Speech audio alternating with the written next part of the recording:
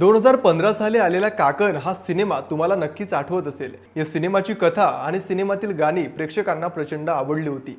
या सिनेमात आपल्याला चंपा नावाची एक बाल कलाकार बघायला मिळाली होती, परंतु ही चंपा आता एवढी मोठी झाली आहे की तिला ओळखणं सुद्धा कठीण झालं आहे। त्यामुळे काकणमधील त्याच चंपाबद्दल आपण आजच्या व्हिडिओमध्ये माहिती बघणार आहे। तर नमस्कार, माझं नाव सूरज आहे आणि तुम्ही मराठी हेल्पर बघताय। तर काकण चित्रपटात चंपा ही भूमिका साकारली होती अभिनेत्री प्रियल नाईक हिने। मूळची कोकणाची असलेले प्रियलला लहानपणापासूनच अभिनयाची आवड होती। बालपणापासूनच बालनाट्य करणे, एकांकिका करणे ही तिची आवड बनली होती आणि प्रियलच्या याच आवडीला तिच्या घरच्यांचाही प्रचंड सपोर्ट होता। आता एके दिवशी उन्हाळ्याच्या सुट्टीत प्रियलच्या कानावर असं आलं की एका मराठी चित्रपटासाठी आपल्या एरियामध्ये ऑडिशन सुरू आहे। आता गंमत म्हणून त्याच ऑडिशनला प्रियल गेली आणि प्रियलने तिच्या बालनाट्यामधील काही डायलॉग तिथं ऐकवले आणि तिचा तो संवाद क्रांती रेडकर यांना एवढा आवडला की त्यांनी काकण या सिनेमातील बाल कलाकारासाठी प्रियल नाईक हिची निवड केली।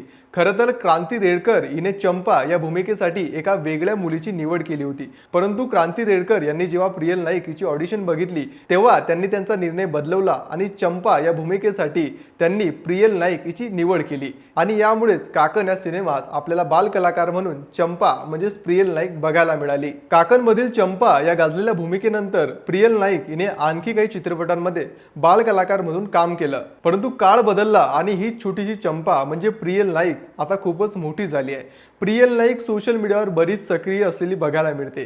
सोशल मीडियावर नेहमीच ती स्टोरी आणि पोस्टच्या माध्यमातून तिचे व्हिडिओ आणि फोटो चाहत्यांसोबत शेअर करत असते।